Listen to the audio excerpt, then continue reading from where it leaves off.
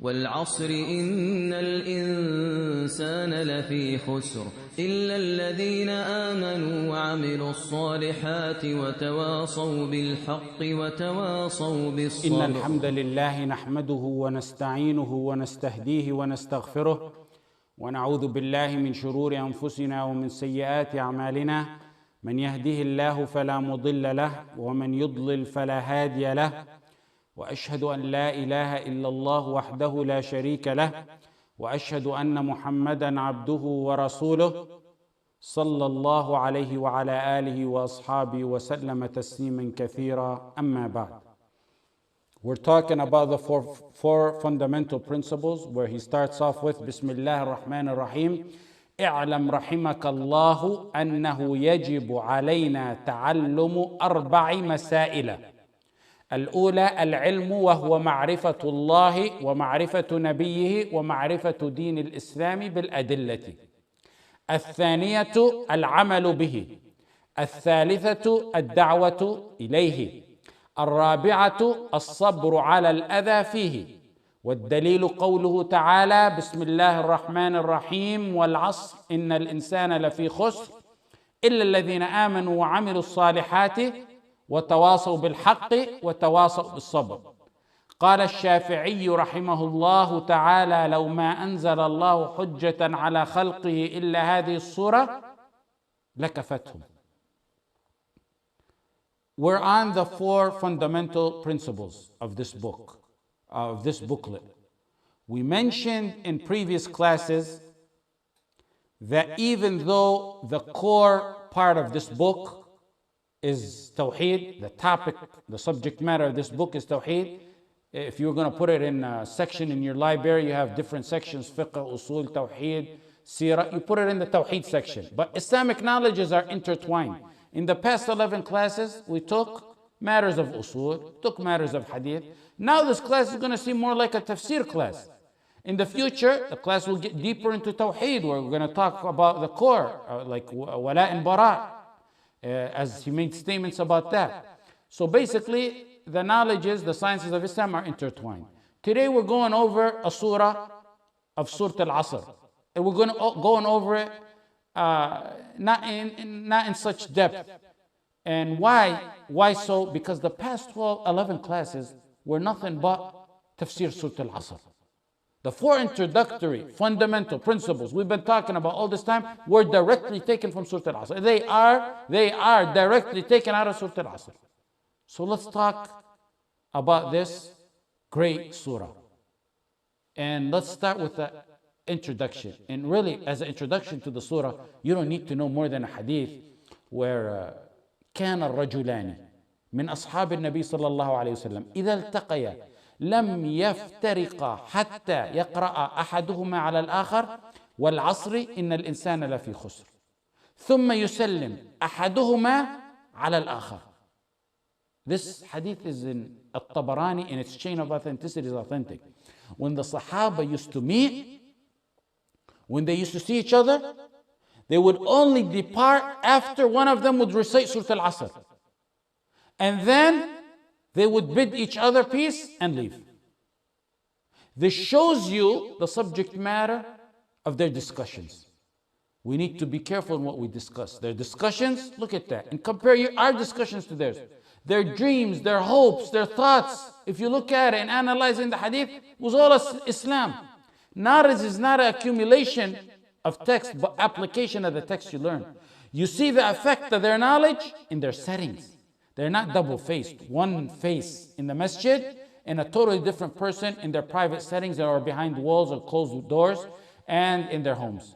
If you were to do a survey today on the talabat al-ilm and on businessmen and people, engineers and professionals, blue collar, white collar, laymen, knowledgeable, and ask what topics dominate their private settings? Politics, plain old politic talks, business, stocks, sports. That's if it doesn't go into matters that are further that are further and clear in their prohibition, in their haram. Why did the Sahaba read Surah Al-Asr? Why in their private settings where they recited Surah Al-Asr, when they were taught plenty of ayat and plenty of hadith. I always think of this situation when I talk about it or read it. Out of 114 surahs in the Quran, why did the Sahaba choose Surah Al-Asr? I say to myself, if it was for the blessings, the Fatiha would be better of a choice, because it's the mother of the Quran. Or rather, go to Al-Ikhlas, which is 1/3 of the Quran. But why did they choose Al-Asr? 3 verses, 14 words, and 70 letters. Possibly one of the shortest surahs in the Quran. Actually, the shortest 4 surahs in the Quran are Al-Ikhlas, Al-Kawthar, Al-Nasr, and Al-Asr. In fact, the shortest surah in the Quran is Al-Kawthar. The one right after that, in being short, is the surah we have today, Surah Al-Asr. The surah gives you the 4 fundamental principles of your belief. Your salvation is in the surah. The way to success in this life and success in the hereafter is in the surah. They chose this of other surahs because it gives the path you're on, the true meaning of friendship and how your relationship with others is. Tawasaw bil haqqi wa tawasaw bil sabr. Allah gives an oath by Al-Asr, by time. Allah gives an oath by that which He wills, on whatever He wills. This gives honor and high regard to what Allah gives an oath by, and on the subject matter that the oath is given to. It gives honor, it gives importance to that which Allah gave an oath by, and that which Allah gave an oath on. We all know Allah's words are all held in high regard, all of it. So imagine how high of a regard they must be when He gives an oath by them. That's why when a Bedouin, in the Bedouins, a lot of them knew the Arabic language. He heard the oath of Allah. فَوَرَبِّ السَّمَاءِ وَالْأَرْضِ إِنَّهُ لَحَقٌّ مِثْلَ مَا أَنَّكُمْ تَنْطِقُونَ. In Surah Al-Dhariyat, Allah says, by the Lord of the heaven and the earth, it is truth, it is the truth, just as it is the truth that you can speak. The Bedouin began to shake. He said, who got Allah so mad that he needed to give such an oath? He took it to heart that Allah gave an oath. What does Al-Asr mean? It means time. There are many opinions, but I think from my perspective or from my experience in teaching, it's best to summarize them in 4 opinions. And they're all correct. We'll boil them down to 4 opinions. And as you know, the Quranic wording is broad at times. And that's why you have many opinions on certain words or verses. The first meaning of Al-Asr is Al-Dahr wa Zaman. The epic, the era, time. That's what's meant by it. In what era? They said two opinions. From the time of the creation until the judgment day, or from the time you were born. Another group said from the time you were born until the time you die. That is to show one is like a spinning wheel. Every time passes by, every moment, every second that passes by, a portion of you is lost. You are made of time. Imagine yourself as if you were made of time, of seconds. Every time a second passes by, a slice of you is cut off. A slice of you is buried. Ibn Abbas said, Asr means dahr, the token of time, an era, age, time, the time period. Wa in wal asr, the waw here is harf qasam. That letter is a letter of an oath. The time from the start of the earth until the final moments. The time from when one is born until he dies. Why is Al-Asr so important? Why? He gave an oath by something, it means it's important. Because the tests of mankind that will determine your ultimate, final destiny occur during Al-Asr, during time. They all occur during time. And also, because the miracles of Allah occur in Al-Asr. Among the miracles of Allah are those that occur during Al-Asr. Who's the one who makes night as a covering for you and sleep as a repose for you. He makes the day nushur, getting up, energetic to go for your daily work and tasks. He made sleep as a sign for you, as a miracle for you. He made night as a sign and a miracle. He created the night, He created the day, the sun, the moon, all of them in an orbit flowing. All of that occurs, a portion of Allah's miracles and sign occur in Al-Asr. When do those signs occur? In Al-Asr. So it's because you're the determining factor of your ultimate, your final future. It happens in Al-Asr, and many of Allah's miracles and signs occur during Al-Asr. Time is so essential that it could be the final seconds of one's life that turn out to be the determining factor in one's ultimate destiny. He says shahada that will take him from being permanently doomed to those who were swayed from hellfire onto a heaven bigger than the sky and the earth.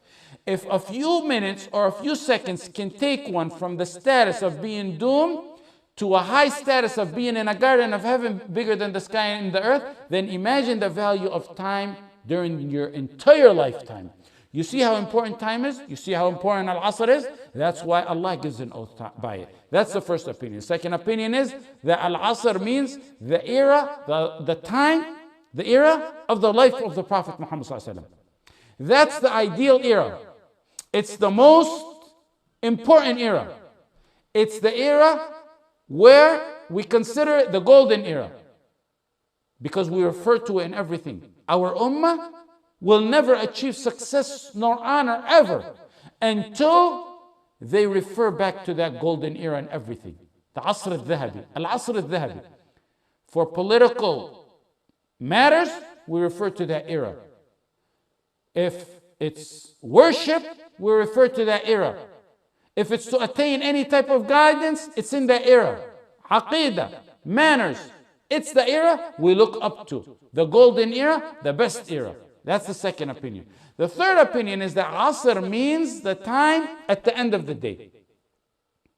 Qatada said in one of his opinions, in one of Qatada's opinions, because he had many opinions on this issue, in one of his opinions he said that it's the last moments of daylight, meaning right before sun goes down.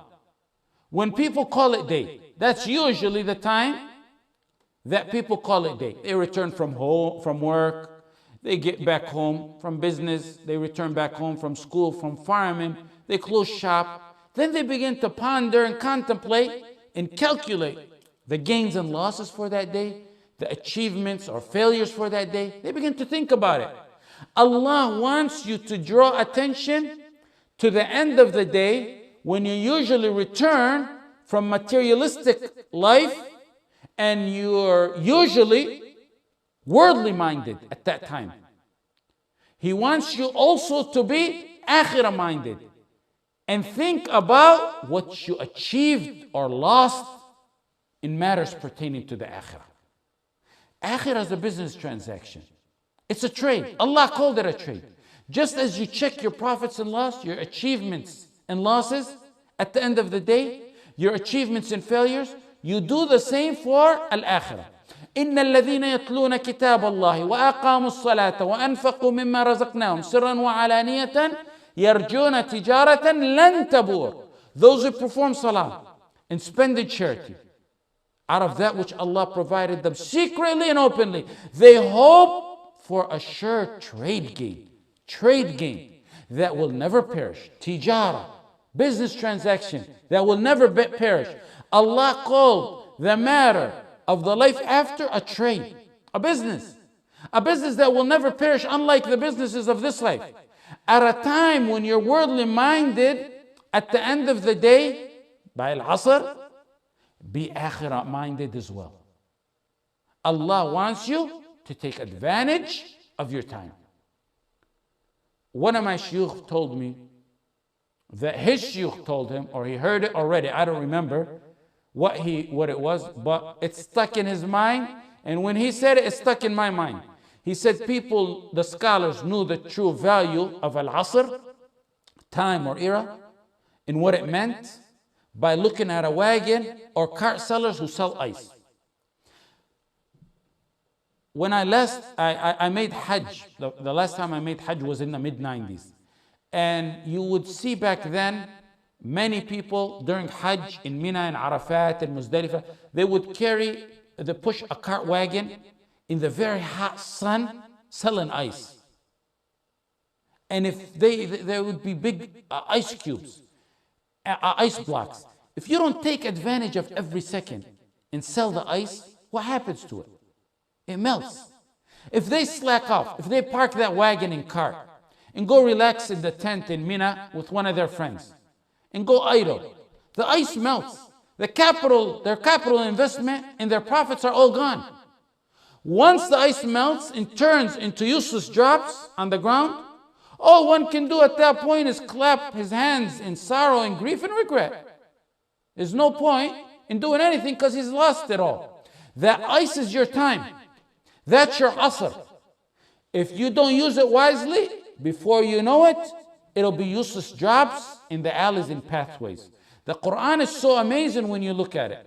When Allah gives an oath by time, if you look at it, when He gives an oath by time, by the early time of the day, when there's activity, when there's daylight, وَالضُّحَى, in the early day, when you're heading to work, when you're heading to school, when you're heading to business, when your deeds start, when your activities start, it's the duha. It's the early part of the day. In that surah, Allah says, a promise. وَالضُّحَى وَاللَّيْلِ إِذَا سَجَى. The verses go on to say, وَلَسَوْفَ يُعْطِيكَ رَبُّكَ فَتَرْضَى. He gave an oath by daylight. Soon after that, He said, I'll give you. Promise. There's a promise in there. That's in the early daytime when He gives an oath by the early day. But then if you look at Al-Asr, according to this opinion, Al-Asr is the end of the day, right at sundown, when everyone returns from work, when the day's over. Because the next day starts at Maghrib. The night at Maghrib is the beginning of the next day. Wal-Asr, inna al-insana lafi khusr. Al-Asr, He says, lafi khusr, a loss. Why does He mention loss here? Because it's the end of the day. If you didn't take advantage of it, your ice melted. The oath by the daytime in Surah Al-Duha is followed by a promise, because that's the start of the day, to encourage you, to inspire you to do good. وَلَسَوْفَ يُعْطِيكَ. Al-Asr, the end of the day, according to the third opinion, and that means it's at a loss if you did not take advantage of that day. The fourth opinion. The fourth opinion is that Al-Asr here means precisely Salat Al-Asr. In another group that we can tag on, another opinion we tag on here, is it's the timing of Salat Al-Asr. Not Salat Al-Asr, the timing of Salat Al-Asr. Why Salat Al-Asr according to this opinion? That's to show honor and importance to the Salah. In Al-Bukhari, the Prophet ﷺ said, "Man fatathu salatul asri, فكأنما وتر أهله وماله." Ibn Umar said that the Prophet ﷺ said, whomever misses the Asr prayer, then it is as if he lost his family and his property. In Bukhari, "Man fatathu salatul asr, فقد حبط عمله." The Prophet ﷺ says, whomever misses Salat al-Asr, whomever misses Salat al-Asr, his deeds will be annulled. And look at these hadith are misses the timing of it. Not leaves it, not neglects it where he doesn't make his salah.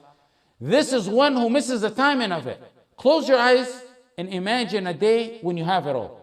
Everything's going good for you. You're content in life. Your job is beautiful. Your school is great. Your family and your relationship with them is at its peak. And all of a sudden, you wake up one day or you walk to your house and everything is gone. Your wealth is gone. Your family is gone. May Allah protect your families. Your job is gone. How would you feel? You should feel that's the Prophet ﷺ saying, that's even worse if one misses the time in the Salat al-Asr. The selected opinion on al-Asr, and keep in mind the words of Allah are miraculous. The meanings of the Quran at many times can encompass many meanings. At-Tabari rahimahullah said, the correct view on this is that Allah gave an oath by Al-Asr, which means the token of time, era, it's day, it's night, it's evening, it's all of time. Basically saying, it's all of the above, it's all of time. Allah didn't specify a certain time or era, so everything that falls under Asr, time, is included in this verse. Shanqiti rahimahullah, and Shanqiti, this is the older Shanqiti, the author of Adwa al-Bayan, because there's many Shanqitis out there and many ulama of them. He was my father's teacher, a man that I was a kid when my father was in Medina at that time, and he was a man I wish I laid my eyes on, a giant in ilm.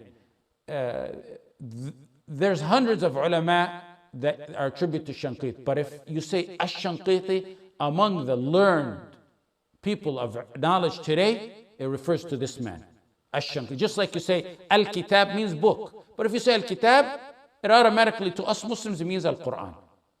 And like when you say Ash-Shanqiti, it means this Shanqiti, among the learned knowledgeable people. My father used to have recorded the tafsir of him that were approximately 50 years old, that he kept close to him under his bed until they were confiscated approximately 12 years ago by the FBI, where I remember I used to listen to some of them where they were tafsir of Surah At-Tawbah. Among these giants, students are Ibn Baz, Ibn Uthaymeen, Abdurrahman al-Barraq is a student, Ahmad al-Uqla is one of his students. Bakr Abu Zayd is one of his students. Atiyya Salam, rahmatullah alayhim ajma'in, is one of his students. Actually, Atiyya Salam is, I believe, is his number one student because he never departed his side. He found him, he met him, never left him till his last moments. And he was my teacher and my father's teacher, Atiyya Salam. Shanqiti wrote 3 tafsirs of the Quran. The final one and the most thorough one was an amazing tafsir where he did tafsir of the Quran by the Quran. He wrote it in 7 volumes. And when he got to Surah Al-Mujadala, verse number 22, rahmatullah alayhi, he died. His student, Atiyya Salam, who was my father's teacher and my teacher, someone I was very close to, he finished the Quran. He finished the tafsir.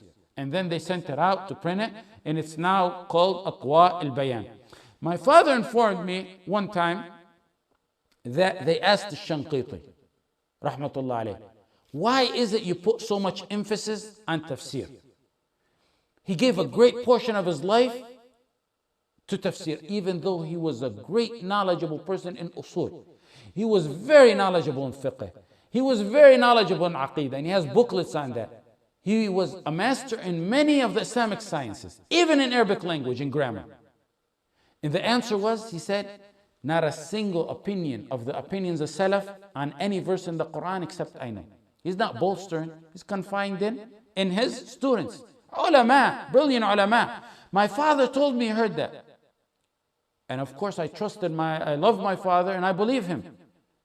May Allah grant him a long life full of deeds. When I returned to Medina alone to study in the Islamic University, I was in the company of Shaykh Atiyya Salam. And one of the times I asked him, I said, did you hear what my father told me? Did you hear it? Shaykh Atiyya said, I remember the day your father asked it, and the setting we were in, and the surrounding of that day.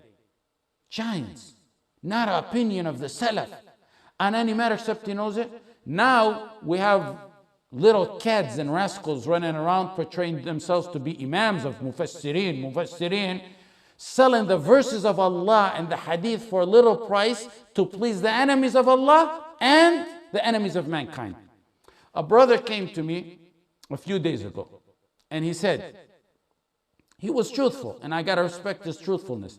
He said, will you write me a tazkiyah so I can get in a certain place to learn? I asked him some questions because I didn't know him. And I asked, what was your purpose to learn? Why you want to go learn? He was very frank and honest. He said he wants to learn basically to bank off of it. He said he knows so-and-so who just knows Arabic. He has an institute and he charges on each head per year so-and-so. And if you want to learn tafsir from him, you got to learn. And names he named, I don't even know. You've got to learn tafsir from him, you got to pay to learn. And he wants to do the same. He wants to bank off of it. Today, we have unhatched, inferior mufassirin who, when calamity befalls their brothers, the manabir begin to shake in unity with their shouts, one cheering the other, tampering in the verses of Allah, quoting hadith and manipulating their meanings and the meanings of ayat. Then when a historic genocide of 2,500 to 3,000 of our honored, beloved brothers in Bangladesh, suddenly the pulpits are silenced. They're the hermaphrodites. I said it before, and I say it again. These are the hermaphrodites. These are the hermaphrodites of the ummah, because if you know the definition of a hermaphrodite, he's the one with a reproductive organ of both sexes. And also, it's one who possesses disparate and contradictory qualities in the way they think or they talk or speak. One way of thinking when there's lots of Muslim lives, and one way of thinking when there's lots of non-Muslim lives. The fault really is not on those malignant tumors, as much as it is on those drifters and floaters who follow behind them, the ignorant masses. You find someone who has no idea about jewelry, but he won't trust his necklace or his wife's necklace or his ring at a jeweler for half an hour to fix it until he makes sure this is a trustworthy, honest jeweler who knows what he's doing. For 5 minutes, he can't trust someone with a necklace. And the same thing with a doctor. He'll go and choose the best doctor and seek and pursue it. But when it comes to his deen, he'll take it from the hermaphrodites. And instead of this taking our topic, let's get back to our point. Shaykh Shanqiti, Ajayini Tafsir, commenting on this verse, he said the opinion of Al-Asr, he took the opinion of Al-Tabari rahimahullah of Al-Asr, which means it's the entire time, from the beginning till the end, or your time on earth, which in reality becomes time. He means all of time. Basically, your time on this earth altogether as an individual, or all of the time of creation. And why I mention his opinion is not because it's the same as Al-Tabari, nearly the same as Al-Tabari, very close to Al-Tabari. Why I mention it is because how unique he selected this opinion and how he supported it. Before Al-Asr, he said, look how he supported it. He said, before Al-Asr, there's At-Takathur, Surah At-Takathur. In Surah At-Takathur, Al-Hakum At-Takathur, Allah is vilifying one who's occupied with this world until he visits the grave. He doesn't take advantage of this life until he visits the grave. Al-Hakum At-Takathur hatta zurtum al-maqabir kalla sawfa ta'lamun. Then after Al-Asr, before is At-Takathur, after Al-Asr is Al-Humazah. Allah is saying the same. Gathering wealth will not make you last forever. Take a lesson and take advantage of your time so you can succeed in the life after. وَيْلٌ لِكُلِّ هُمَزَةٍ لُمَزَةٍ الَّذِي جَمَعَ مَالًا وَحَدَّدَ. The conclusion is, since the surah before Al-Asr is in reality telling one to make good use of his time on this earth, and the one after is doing the same, it best suits that the surah in between, which is Al-Asr, have the same theme and meaning, which is your time on this earth, take it and take advantage of it. So he said, we stick to the theme of the surah before and the surah after. Al-Asr is one word. 3 letters in Arabic. Ayn, Sadra. One word, but big for those who understand it. Many, if not most, who follow us and who are here are youth and young in their age. There are futures who hold a long journey ahead of them. Many youth don't value time. Many youth and elders don't value time, but it's mostly a problem among the youth. Lots of the youth don't know the value of time, so they misuse it. The Prophet ﷺ said in a hadith in Sahih Bukhari, نِعْمَتَانِ مَغْبُونٌ فِيهِمَا كَثِيرٌ مِنَ النَّاسِ الصِّحَّةِ وَالْفَرَاغِ. 2 blessings. Many people incur غُبُنٍ in, which means loss. And they are health and free time for doing good deeds. The hadith is in Sahih Bukhari. One may have health and not direct it for either a legitimate purpose in this life or the life after. And likewise, with time. Time is a passing wheel. It's a passing wheel. What passes of it, you'll never get it back. Most of the time, the elders tend to realize at the end of their life the value of this word. They realize the value of time. They realize it at a time when they no longer have the health to put their time into proper usage. But then they can't recant it. What's gone is gone. What passed is gone. The past is gone. Many times we're faced with youth who have the resources of a time, Al-Asr, they have the resources of Al-Asr, and they have the asset of health, yet they neglect to properly and effectively use it. Then you got the elders who found and finally realized the value of time, but sadly it's when they're on a walker, they're on a wheelchair, they're back and forth from hospital and doctor visits. When one grows older, they begin to have wisdom and regret a lifetime that they wasted. Even if it wasn't in haram, even if it was in neutral matters, a true wise elder would regret it. Take heed from this. Take advantage. I'm telling you to take advantage because it's not late for you. You're young, you're in your prime. Take advantage in learning. Take advantage in ibadah. Take advantage in da'wah. Don't let a minute of your life go by wasted. The elders used to tell their students the famous quote, memorizing in the youth is like inscribing on a stone. Memorizing as an elder is like writing in water. Even though my father, may Allah grant him barakah and a long life full of deeds, may Allah grant him the utmost highest rank of heaven, he tends to disagree with this. He says he's approximately 75 now, and he says that his memory at this age is better than it was when at his youth. Al-Hasan al-Basri said, I met people who were more miserly in their time than they were with their money. You ask them for money, they'll be generous in it. You ask them for time, they're not going to give it to you. Al-Rabi' ibn Sulaiman used to say, Al-Shafi'i rahimahullah divided his nights into 3 portions.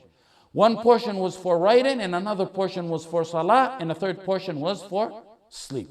Not a moment to waste.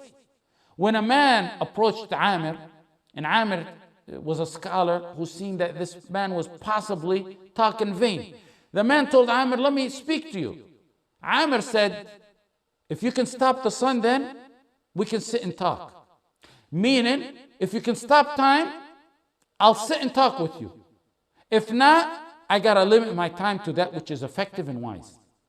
Hamad ibn Salama said about his sheikh, Sulaiman al-Taymi. Sulaiman al-Taymi was born 46 years after the hijrah of the Prophet Muhammad sallallahu alaihi wasallam. He was a muhaddith. He said, I never entered on my sheikh except that he was in wudu. He was in janazah. He was in the masjid learning or teaching. It got to the point that I said this man could never have time to even think of committing a sin. Al-Dhahabi rahimahullah, when he documented and talked about the life of Al-Khatib al-Baghdadi, one of the things I recall he mentioned about him is that Al-Khatib al-Baghdadi would walk in the streets with a book in his hand all the time, reading. No time to waste. Abu al-Wafa Ali ibn Aqil used to say, it's not permissible for me to waste a moment of my life. If I'm not using my eyes, I'm using my tongue. If I'm not using my tongue, I'm using my mind in thinking and contemplating about that which I learned or taught. Back to the oath of Allah, wal asr. Allah gives an oath by His creation. Allah gives an oath by His creation, and He gives an oath by humans, by animals, by inanimate matters, by duha, by layl, by al-fajr, by humans. But the only human that the only human that Allah gave an oath by was the Prophet Muhammad sallallahu alaihi wasallam. لَعَمْرُكَ إِنَّهُمْ لَفِي سَكْرَتِهِمْ يَعْمَهُونَ. Allah said, by your life. Allah gave an oath by the life of the Prophet Muhammad sallallahu alaihi wasallam. If we don't know the wisdom in matters, in any matter, this matter or other matters, or our minds fall short of comprehending those matters that are in the Quran, in the solid authentic hadith, then one does not object. You never object. Because you object, you fall under the category of Iblis. That's what he did. That's what got him into what he got into. أَأَسْجُدُ لِمَنْ خَلَقْتَ طِينًا. He said, shall I prostrate to one who you created in clay? It didn't enter his mind that Allah's... You telling me to bow down to one who was created from clay? The shaitan's ordeal started by objecting. It's in the Quran, it's in the authentic. You take it and submit. وَيُسَلِّمُ تَسْلِيمًا. Don't object. Don't object to the text. Don't object to... That's the aspect. If we want to do husn dhan, that's an aspect of those. That's an aspect of the shayateen. If not, a full shaitan. Everything we have on this matter falls under لا يسأل عما يفعل وهم يسألون. You don't question Allah. He cannot be questioned to what He does. You're the one who's going to be questioned. One being questioned doesn't ask the one who's going to question him. You hear those who say, why is Allah giving an oath? Why does Allah give an oath? If it's to believers, they already believe. If it's to non-believers, then they're never going to believe. Allah said in Surah Al-Baqarah, وَلَئِنْ أَتَيْتَ الَّذِينَ أُوتُوا الْكِتَابَ بِكُلِّ آيَةٍ مَا تَبِعُوا قِبْلَتَكَ. If you bring them every sign of Allah, they're not going to follow. Why did the throne of Allah shake to the death of Sa'd? Doesn't it? I can't believe it. It's authentic. I can't believe it. It doesn't enter his mind. In matters regarding oath, sometimes the ulama draw wisdom from the principles of the Quran and Sunnah and the saying of the Salaf, draw wisdom from these matters. And let me mention 3 points that they give in why there's oath in the Quran and in the Hadith. First of all,